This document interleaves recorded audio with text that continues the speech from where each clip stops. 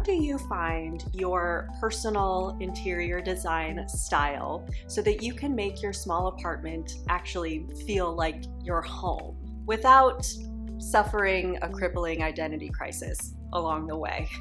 In this day and age with social media, it's like every day we get hit with an aesthetic fire hose to our faces and we're left dripping with inspiration, overstimulation, buying temptation, all the Asians.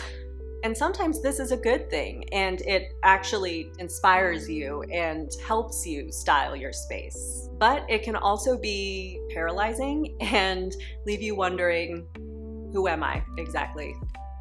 So in this video, I'm going to give you some tips on tapping into your authentic personal interior style without the identity crisis. And throughout the video, you'll see images come up on your screen that embody the different interior design styles that are out there. And I'll also label them what I would call them so that you can look them up later for more visual inspiration. So if you're someone who usually just listens, this might be a good video to actually watch because pretty pictures are going to be on your screen. And if you're new here, my name is Steffi, and on this channel I talk about apartment styling tips, cozy living, and the joys of living alone. So if you're into that, be sure to subscribe and give this video a like. So when it comes to this particular approach to discovering your personal interior design style, I've distilled it down into 3 steps. And the first one is to pretty much psychoanalyze your style. Really dive into what's going on in your brain. What would make you feel your best in your space? What do you need your styling to do for you, like in an emotional sense? Styling is a very psychological process. It all starts with your brain.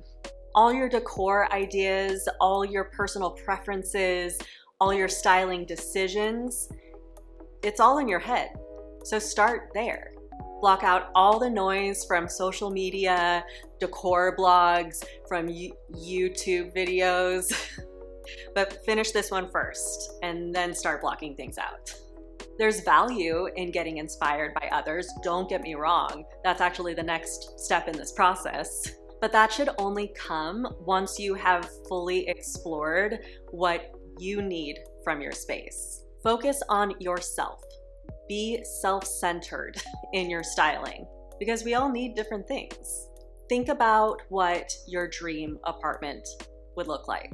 Really try to get as detailed in your mental picture as you possibly can. What colors surround you? What textures? What materials? What's the mood? Is it dimly lit and romantic? Is it bright and cheerful? Is it earthy and cozy? Try to envision what kinds of styling choices would make you feel a sense of belonging in your apartment. Simply put, what will make you feel good?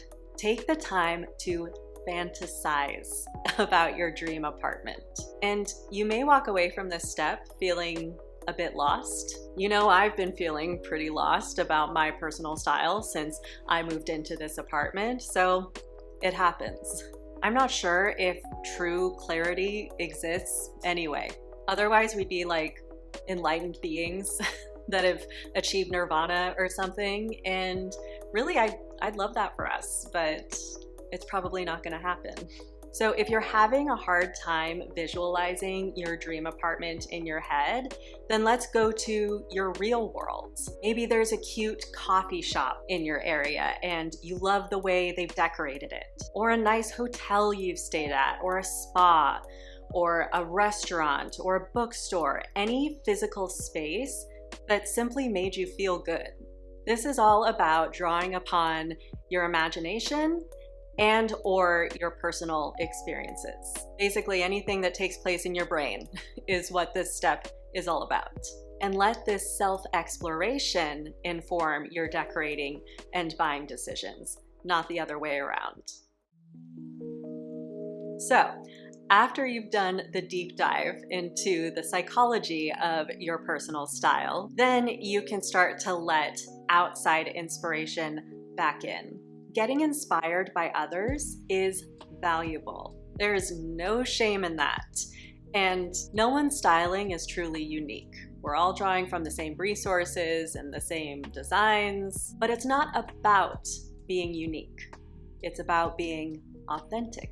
Trying to be unique is overwhelming and impossible, so think about being authentic instead.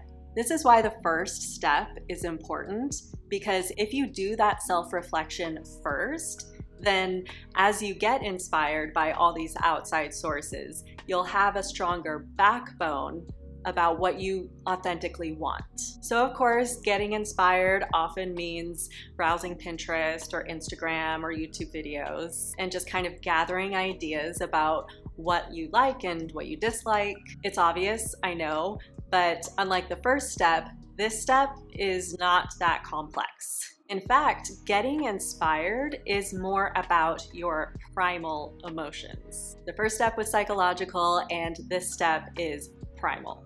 So as you're taking in visual inspiration, pay attention to the visceral reactions you're having to what you see. Really take the time to study the images that make your heart skip a beat, that give you a frisson of excitement, that make your soul feel sparkly. This is different than just seeing an image and liking it because it's pretty. For example, when I see a picture of a beautiful minimalist space, I really like it. I think it's so pretty. But does it make my soul sparkle? Does it match my style psychology? Does it mesh with my identity? No. This is where I think a lot of people get led astray and end up with a space that doesn't feel like their space. Just because something is pretty doesn't mean it's right for you. Your personal style really does go deeper than that. A lot of people think that anything having to do with style is materialistic and superficial, but it is so much more than that. At the end of the day, it's creative expression, and there is nothing more fundamentally human than that. And in this particular creative expression, we get to live in it. I mean, what other creative expression gets to say that?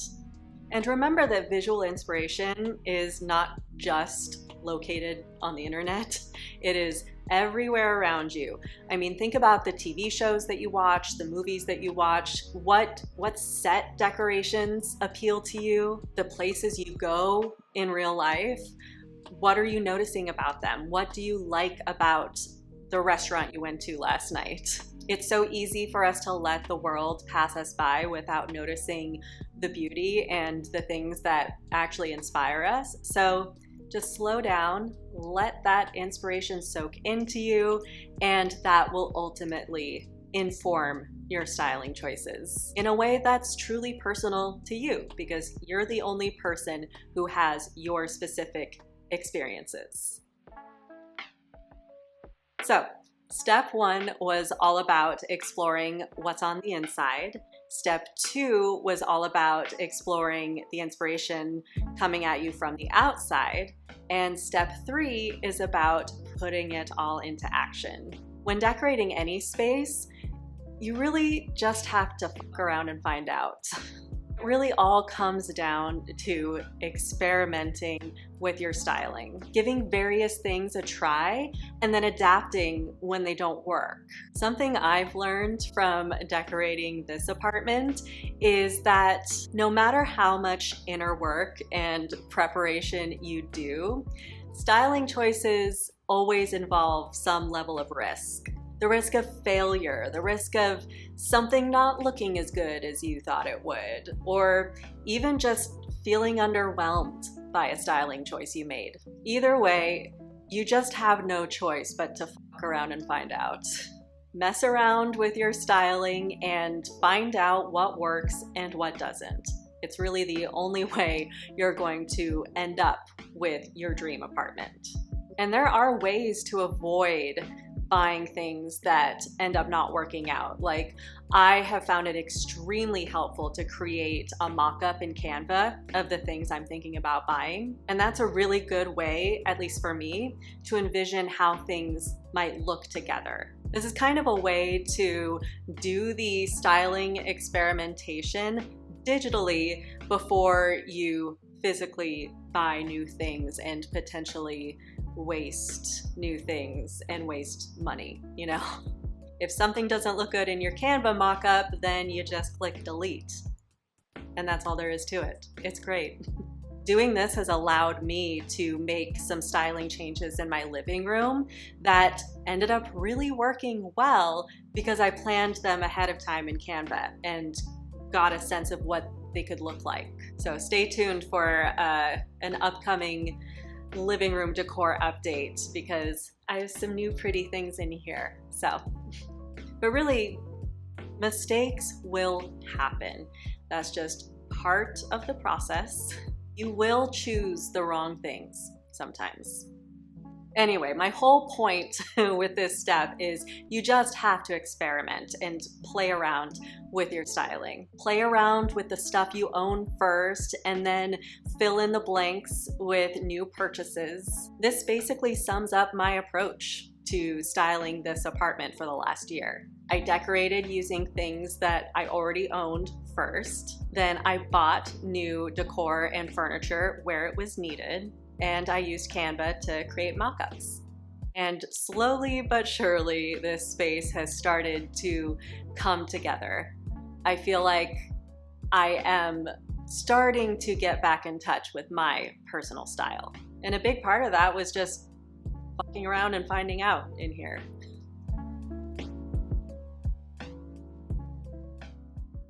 So that was my take on a possible 3-step process that you can follow to try to tap into your personal interior design style. Of course, there are many more facets to this and more tips that I've given before if you want to check out any of my other videos.